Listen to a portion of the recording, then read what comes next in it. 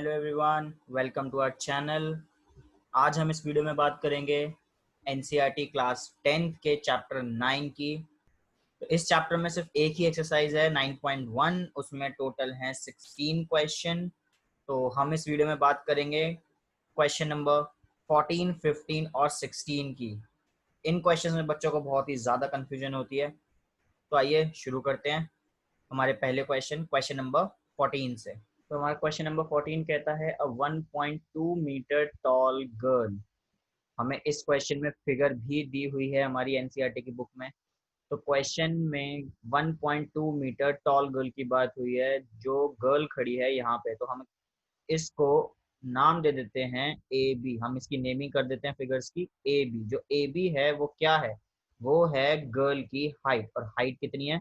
1.2 metre. Spots a balloon moving with the wind in a horizontal line at a height of 88.2 metre. इसका मतलब क्या हुआ कि वो एक बलून को स्पॉट करती है मूव करते हुए हॉरिजॉन्टल डायरेक्शन में, यानी जो बलून यहाँ था वो अब यहाँ पहुंच गया है। तो अगर हम इसकी अब नेमिंग करें तो हम बलून को ले लेते हैं यहाँ पे पी, और मूव होके वो आगे चला गया तो इसको ले लेते हैं point Q at a height of 88.2 metre. अब ये क्या है? ये 88.2 मीटर जो है वो बलून की हाइट है ग्राउंड लेवल से। इसका मतलब ग्राउंड से बलून उड़ रहा है 88.2 मीटर की हाइट पे। यहाँ इसको नाम दे देते हैं जी। G for ground. From the ground, the angle of elevation of the balloon from the eyes of the girl at an instant is 60 degree. यानी जब उसने सबसे पहले बलून देखा तो उसका angle of elevation. Angle of elevation आप इस चैप्टर में पढ़ ही चुके हैं। एलिवेशन का मतलब किसी भी चीज को अपने आई लेवल से ऊपर की तरफ देखना। तो गर्ल अगर यहाँ खड़ी है, उसका आई लेवल ए पॉइंट पर है, तो वो ऊपर की तरफ देखेगी। तो उसने पहले बलून को पॉइंट पी पे ऑब्जर्व किया, जिसका एंगल ऑफ एलिवेशन था 60 डिग्री। यानी ये ए पी, और इसको हम नाम दे देते हैं सी। ए पी सी ट्राइंगल में ये वाला जो एंगल है ये हो गया एंगल ऑफ एलिवेशन 60 डिग्री। आगे देखते हैं। After some time the angle of elevation reduces to 30 degree. कुछ देर बाद वो angle of elevation reduces to यानी चेंज हो गया 30 डिग्री पे। अब क्वेश्चन में ये भी लिखा था कि वो लड़की क्या ऑब्जर्व कर रही है। वो गर्ल ये ऑब्जर्व कर रही थी कि बलून जो है वो हॉरिजॉन्टल डायरेक्शन में मूव कर रहा था, यानी पी से क्यू आ गया तो एंगल चेंज हो गया 60 से 30 डिग्री। तो ये एंगल हो गया 30 डिग्री। अब बचा ये पॉइंट, इसको नाम दे देते हैं डी। आई होप ये फिगर आपको समझ आ गई होगी।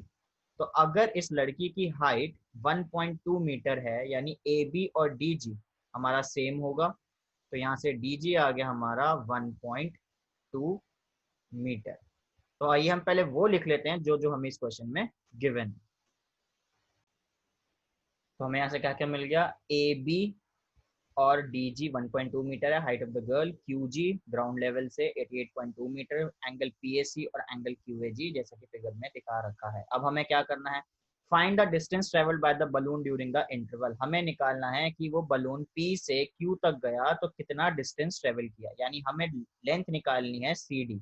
चाहे हम पी से क्यू निकालें, चाहे हम पी से डी निकालें, दोनों बात एक ही होगी।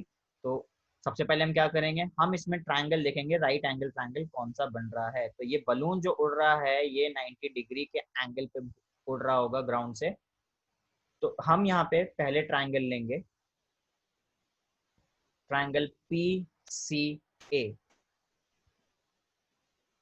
जैसा कि हम इस चैप्टर में हमेशा राइट एंगल ट्रायंगल की बात करते हैं, हमें वही ट्रायंगल लेना होता है जो राइट एंगल ट्रायंगल है, क्योंकि क्लास 10th में इस चैप्टर से रिलेटेड सिर्फ राइट एंगल के ही क्वेश्चन हैं। ट्रिग्नोमेट्री आपके सिलेबस में सिर्फ राइट एंगल के बारे में दे रखी है।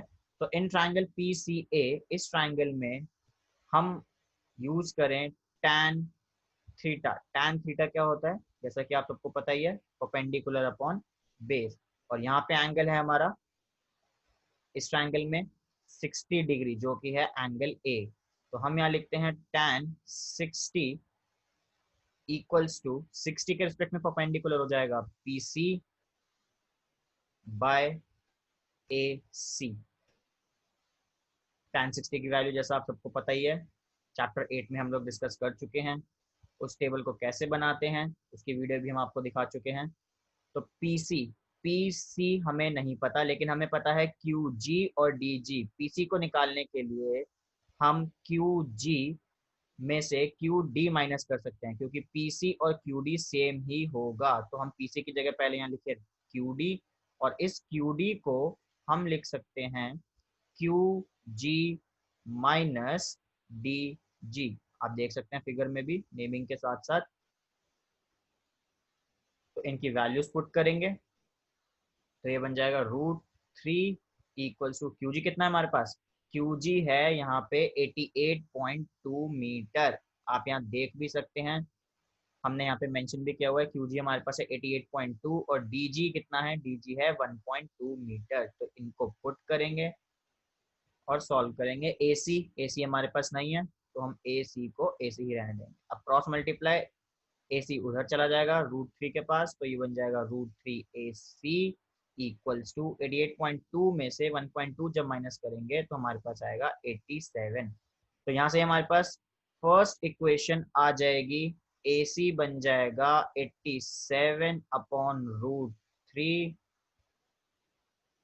और ये हो जाएगी हमारे पास AC की वैल्यू। इसको हम दे देंगे इक्वेशन नंबर 1। अब हम देखेंगे हमारा दूसरा राइट एंगल ट्राइंगल। अब है हमारे पास ट्राइंगल क्यू डी ए, जो कि 90 डिग्री का एंगल बन रहा है इस ट्राइंगल में। तो ये राइट एंगल ट्राइंगल हो गया। इस क्यू डी ए में भी हम tan थीटा यूज करेंगे, क्योंकि इन चैप्टर्स में हम मोस्टली tan को ही यूज करते हैं, क्योंकि हम इस चैप्टर में निकालते हैं हाइट और डिस्टेंसेस, यानी परपेंडिकुलर और बेसिस। तो P और B tan का ही फॉर्मूला होता है, इसलिए हम इस चैप्टर में मोस्टली tan का यूज करते हैं। तो इसमें हमें एंगल कितना दे रखा है इस ट्राइंगल में, इस ट्राइंगल में एंगल है 30 डिग्री। ध्यान से देखिएगा, क्यू डी ए ट्राइंगल में एंगल है 30 डिग्री। तो हम थीटा को पुट करेंगे 30, परपेंडिकुलर है हमारा इस 30 डिग्री के रिस्पेक्ट में इसके सामने क्यू डी। तो P हो जाएगा हमारा क्यू डी, और बेस, इस ट्राइंगल में बेस ध्यान से देखिए, पहले हमने लिया था छोटे ट्राइंगल में बेस था AC, अब है बड़ा वाला ट्राइंगल, तो बड़े वाले ट्राइंगल में बेस हो जाएगा AD। फिर से इनकी वैल्यू पुट करेंगे। क्यू डी हमने यहाँ पे निकाला था, क्यू डी की वैल्यू माइनस करके आई थी हमारे पास 87, तो हम यहाँ लिख देते हैं डायरेक्ट 87, और ए डी को AD ही रहने देते हैं। tan 30 की वैल्यू होती है 1/√3।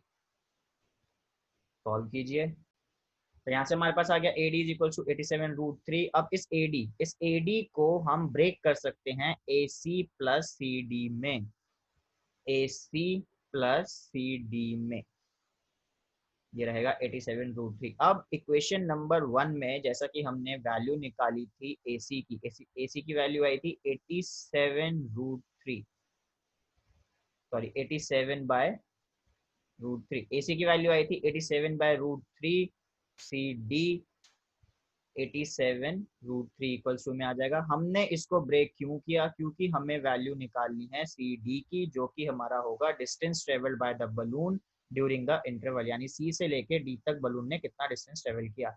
आप यहाँ से 87/√3 को उस साइड ले जाके दोनों कैलकुलेशन करके सब्ट्रैक्ट करके CD का आंसर यहाँ से निकाल सकते हैं।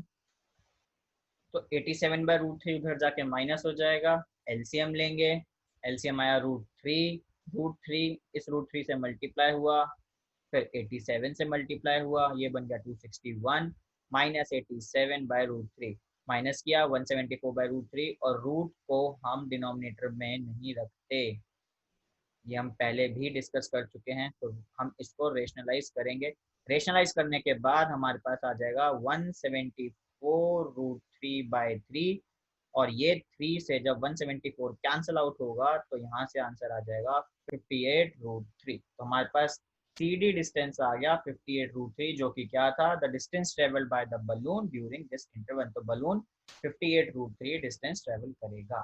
तो ये क्वेश्चन होता है कंप्लीट। आइए बढ़ते हैं नेक्स्ट क्वेश्चन की तरफ।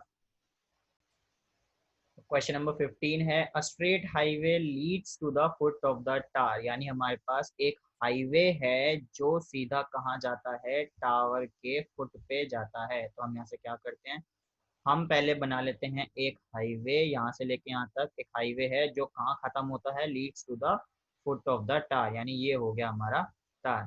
अ man standing at the top of the tower, अब एक आदमी खड़ा है, a man is standing on the top of the tower, यहाँ पे एक आदमी खड़ा है, and observes a car at an angle of depression of 30 degree. यहाँ से हमें क्या दे दिया, हमें यहाँ पे दिया है एंगल ऑफ डिप्रेशन। डिप्रेशन का मतलब क्या है कि वो ऊपर खड़ा होके कुछ नीचे की तरफ ऑब्जर्व कर रहा है। अब ऑब्जर्व कर क्या रहा है, वो ऑब्जर्व अ कार, इसका मतलब उसने कार ऑब्जर्व करी। तो सपोज कर लेते हैं ये वाला पॉइंट है हमारा कार का, उसने यहाँ खड़े होके कार ऑब्जर्व करी।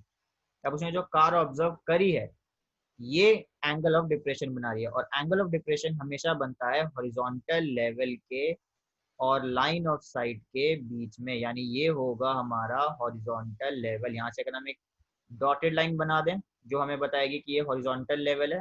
हॉरिजॉन्टल लेवल मतलब आई का लेवल, जहाँ से ऑब्जर्व हो रहा है उसका हॉरिजॉन्टल लेवल, ये है लाइन ऑफ साइट। तो इन दोनों के बीच में बनेगा angle of depression. Angle of depression कितना दे रखा है, 30 डिग्री। तो आइए आगे बढ़ते हैं। The car is approaching the foot of the tower with uniform speed, यानी ये जो कार है यहाँ पे हम इसको कह देते हैं सी, और मैन जो है वो है यहाँ, इसको पॉइंट ले लिया हमने ए, और टावर है 90 डिग्री होगा, इसको मान लेते हैं बी। अब जो क्वेश्चन कह रहा है वो कह रहा है कि कार जो है वो यूनिफॉर्म स्पीड से आगे बढ़ रही है, approaching the foot of the tower, तो टावर की तरफ बढ़ रही है। 6 सेकेंड्स लेटर, 6 सेकेंड बाद क्या होता है, the angle of depression of the car is found to be 60 degree, यानी उस आदमी ने ऑब्जर्व किया कि वो कार आगे बढ़ गई है और उसका एंगल ऑफ डिप्रेशन चेंज हो गया है 60 डिग्री पे। यानी जो कार अब सी पॉइंट पे थी वो इस पॉइंट पर आ गई है, इसको हम मान लेते हैं पॉइंट डी। सी से डी पे आने में कितना टाइम लगा, वो लगा 6 सेकेंड्स। यहाँ से दो चीजें दे रखी हैं कि सी से डी तक आने में उसे लगे 6 सेकेंड्स, और एंगल ऑफ डिप्रेशन जब कार पॉइंट डी पे थी तो एंगल ऑफ डिप्रेशन था 60 डिग्री, यानी ये पूरा एंगल बन जाएगा 60 डिग्री। अब हम इस क्वेश्चन को देखें तो ये 30 डिग्री जो है ये ऑल्टरनेट एंगल बना रहा है, यहाँ पे ये दोनों बनेंगे ऑल्टरनेट एंगल्स, और ये जो पूरा 60 डिग्री है ये ऑल्टरनेट हो जाएगा इसके। तो ऑल्टरनेट एंगल्स तो इक्वल होते हैं, तो हमारे पास यहाँ से फिगर बन गई है ए बी डी और ट्राइंगल ए बी सी। तो दो ट्राइंगल हमें यहाँ दिख रहे हैं। तो इस क्वेश्चन को शुरू करते हैं, लेकिन हमें निकालना क्या है, find the time taken by the car to reach the foot of the tower from this point, यानी पॉइंट डी से बी तक पहुंचने में कार को कितना टाइम लगेगा। सी से डी तक जैसे उसको लगा था 6 सेकेंड, अब क्वेश्चन कह रहा है कि डी से बी बताओ जी कितना टाइम लगेगा। तो पहले हम वो लिख लेते हैं कि जो हमें इस क्वेश्चन से डिटेल मिल चुकी है। तो हमने यहाँ से लिख लिया A B is the height of the tower, angles mention कर दिए, and the time taken to travel distance C D equal to 6 second. C से डी तक पहुंचने में जैसा क्वेश्चन में दे रखा था 6 सेकेंड्स लगे। अब हम यहाँ से अज्यूम करते हैं let the speed of the car be x metre per second. Question कह रहा था कार यूनिफॉर्म स्पीड से चल रही है, तो उस स्पीड को हमने x metre per second assume कर लिया। इसका मतलब उसको डिस्टेंस ट्रैवल करने में कितना टाइम लगेगा C से D तक। तो हम यहाँ निकालते हैं डिस्टेंस सी डी। तो डिस्टेंस का formula speed into time, car कितनी स्पीड से चल रही थी, x की स्पीड से चल रही थी, और C से D तक पहुंचने में उसे कितना टाइम लगा, 6 सेकेंड्स लगे। तो यहाँ से डिस्टेंस CD जो है वो आ गया 6x, यानी लेंथ, डिस्टेंस का मतलब तो लेंथ ही होता है, तो लेंथ CD आ गई यहाँ से 6x। अब हमें क्या करना है, हमें दो ट्राइंगल देखने हैं और हमें इसको सॉल्व करना शुरू करना है। तो सबसे पहला ट्राइंगल है हमारे पास right angle triangle, triangle A B C. इस ए बी सी ट्राइंगल में जैसे हमने अपने पिछले क्वेश्चन में भी डिस्कस किया, हम tan थीटा को यूज करेंगे। tan थीटा यहाँ पे क्या बन जाएगा, p बाय बी, और ए बी सी ट्राइंगल में थीटा दे रखा है 30 डिग्री, तो 30 डिग्री को यूज करेंगे। 30 के सामने है ए बी, तो वो हो जाएगा परपेंडिकुलर, और बेस हो जाएगा सी से लेके बी तक। तो tan 30 हो गया A B by C B, tan 30 की वैल्यू 1/√3। अब हमें ना ए बी पता ना हमें सी बी पता। अब इसको क्रॉस मल्टीप्लाई करने के बाद हमारे पास यहाँ से ए बी की वैल्यू आ जाएगी सी बी बाय√3, क्योंकि सी बी यहाँ पे डिवाइड हो रहा था ए बी के नीचे, तो सी बी उधर चला जाएगा ऊपर, ये बन जाएगा CB/√3। तो AB की वैल्यू यहाँ से आ गई हमारे पास CB/√3। इसको हमने क्वेश्चन नंबर 1 दे दिया। अब हम क्या करेंगे, अब हम दूसरा ट्राइंगल लेंगे, राइट एंगल ट्राइंगल, जो है हमारा ट्राइंगल ABD। इस ट्राइंगल में भी हम tan थीटा यूज करेंगे। tan थीटा होता है P/B, और थीटा हमें दे रखा है इस ट्राइंगल में 60 डिग्री, जैसा हमने फिगर में यहाँ पे शो किया है। 60 डिग्री हमें एंगल दिया है। 60 के सामने है AB और बेस है DB। ध्यान से देखना, इस छोटे वाले ट्राइंगल में ABD में बेस हमारा DB है, तो यहाँ लिख लिया हमने DB। tan 60 की वैल्यू √3। DB भी हमें नहीं पता, हम फिर से इसको AB/DB लिखेंगे और DB को उधर भेजेंगे तो ये बन जाएगा √3 DB इक्वल्स टू AB। तो यहाँ से भी हमारी AB की वैल्यू आ गई। इक्वेशन नंबर 1 में भी हमारे पास AB की वैल्यू आई, इक्वेशन नंबर 2 में भी हमारे पास AB की वैल्यू आई। तो हम दोनों वैल्यूज को आपस में इक्वल रख देंगे। अब फ्रॉम इक्वेशन 1 एंड 2 क्या होगा, दोनों ही यहाँ पे हमारे पास AB की वैल्यूज हैं, तो हम यहाँ लिखेंगे फ्रॉम इक्वेशन 1 एंड 2। ये बन गया CB/√3 is equal to √3 DB। √3 उधर जाएगा तो √3 से मल्टीप्लाई होगा, जो कि बन जाएगा 3 DB। CB को ब्रेक करेंगे, CB को अगर ब्रेक करेंगे ये बन जाएगा CD प्लस DB। CB को ब्रेक किया तो ये बना CD plus DB equals to 3 DB। यहाँ से हम DB को दूसरी साइड ले गए जिससे हम DB को सॉल्व कर सकें, तो 3 DB माइनस DB क्या बन गया, ये 2 DB। तो 3 DB माइनस DB बन गया 2 DB, और यहाँ से आ गया CD। अब इस क्वेश्चन में देखिए, हमने यहाँ पे पहले निकाली थी CD की वैल्यू, डिस्टेंस CD हमने यहाँ निकाला था, वो इसलिए निकाला था ताकि हम यहाँ पे पुट कर सके। डिस्टेंस CD हो जाएगा 6x इक्वल्स टू 2 DB। 2 उधर जाके कैंसिल आउट कर देगा 6 को, जो कि बन जाएगा 3x DB। हमारे पास डिस्टेंस आ गया DB, लेकिन हमें क्वेश्चन में निकालना क्या था, क्वेश्चन में निकालना था हमें time taken by the car to reach the foot of the tower, यानी D से लेके B तक पहुंचने में उस कार को कितना टाइम लगेगा। तो ये डिस्टेंस DB है, तो हम इसको लिख सकते हैं स्पीड इनटू टाइम। इसको यहाँ पे ध्यान से देखिएगा, ये हमने निकाला है डिस्टेंस DB, हमें निकालना है टाइम, तो इस डिस्टेंस DB को हम लिख सकते हैं स्पीड इनटू टाइम। अब स्पीड कौन सी डलेगी, D से लेके B तक कार की स्पीड थी x, जो कि हमने क्वेश्चन में मानी थी, और इसको टाइम कितना लगेगा उसको हम अभी लिख लेते हैं T। डिस्टेंस को हमने लिखा स्पीड इनटू टाइम, ये है 3x। दोनों साइड जैसा कि देख सकते हैं x से x कैंसिल हो गया, और यहाँ से t आ गया हमारे पास 3, यानी 3 सेकेंड्स। कार को D से B तक पहुंचने में लगेंगे 3 सेकेंड्स। तो यहाँ से हमारा आंसर आता है 3 सेकेंड, और ये क्वेश्चन खत्म होता है। इस क्वेश्चन को ध्यान से देखिए, ध्यान से समझिए, बहुत ही इंपॉर्टेंट क्वेश्चन है, एग्जाम्स में बार बार पूछा जाता है। तो आई होप ये आपको समझ आया होगा। आइए बढ़ते हैं अगले क्वेश्चन की तरफ। Question number 16। क्वेश्चन नंबर 16 इस चैप्टर का last question. The angles of elevation of the top of a tower from the 2 points at a distance of 4 metre and 9 metre from the basis of the tower. इस question में हमें ये पता लग गया कि एक टावर की बात हो रही है, तो हम यहाँ पे पहले एक टावर बना लेते हैं। तो एक टावर बनाया जिसका हम नाम दे देते हैं AB। AB हो गया टावर।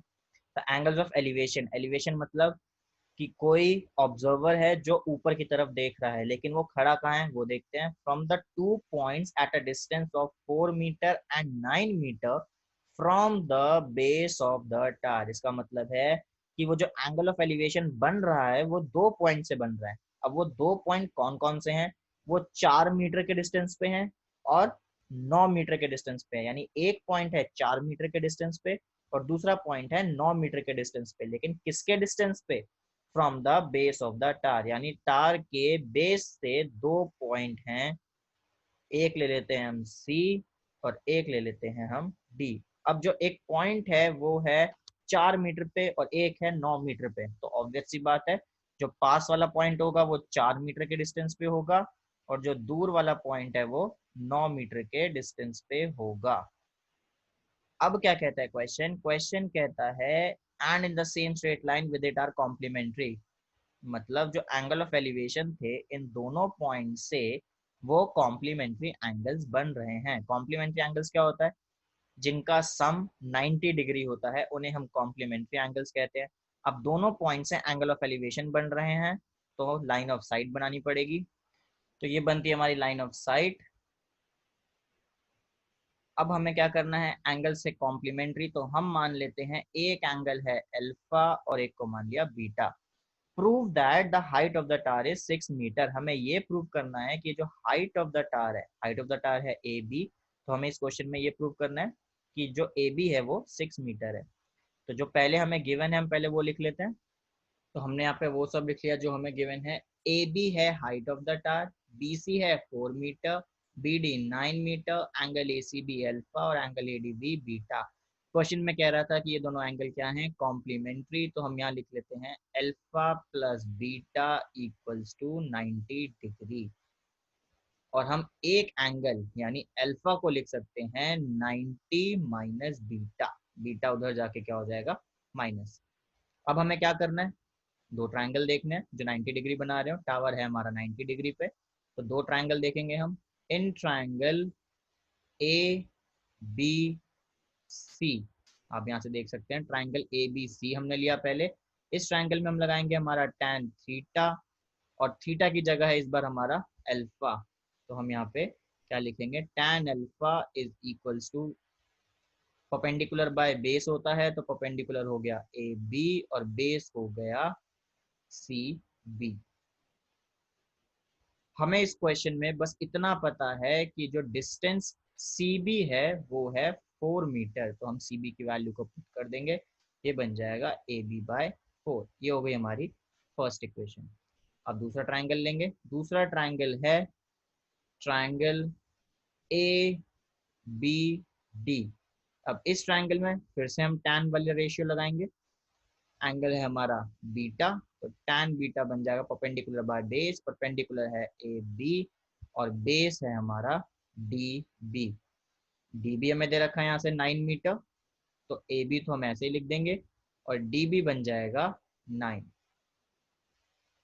तो ये tan बीटा ऐसे ही आ जाएगा।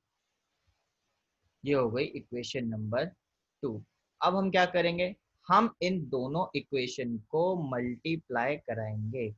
क्यों मल्टीप्लाई करा रहे हैं ये अभी आपको पता चल जाएगा कि हमने यहाँ पे इन दोनों इक्वेशन को मल्टीप्लाई क्यों कराया है। दोनों को मल्टीप्लाई कराने से क्या होना है, LHS और LHS मल्टीप्लाई होंगे, RHS और RHS मल्टीप्लाई होंगे। तो ये हो गया tan alpha tan beta A B by 4 into A B by 9। अब अल्फा की वैल्यू, यहाँ देखिए हमने अल्फा की वैल्यू को क्या लिखा था 90 माइनस बीटा, तो यहाँ हम अल्फा को लिख देंगे 90 माइनस बीटा, बाकी पूरा as it is note down हो जाएगा। तो यहाँ से ये आ गया tan बीटा और A B into A B हो गया ए बी स्क्वायर और 9 4 जा 36। अब आप याद कीजिए आपने ट्रिग्नोमेट्री चैप्टर में पढ़ा था tan 90 minus beta, tan 90 minus beta क्या बन जाएगा, ये cot बीटा। कॉम्प्लीमेंट्री एंगल्स की हमने कुछ फॉर्मूलेस पढ़े थे, आइडेंटिटीज पढ़ी थी, तो यहाँ से बन गया tan 90 minus beta is cot beta और tan beta equals to A B square by 36।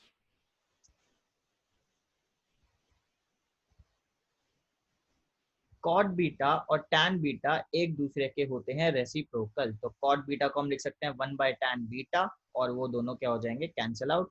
तो कॉट बीटा और टैन बीटा दोनों के रेसिप्रोकल्स होते हैं तो इनको कैंसिल आउट कर सकते हैं। यहाँ बचा 1, 36 यहाँ आ गया, तो ये हो गया 36 equals to A B square, और दोनों साइड स्क्वायर रूट करने पे ए बी आ जाएगा 6 मीटर।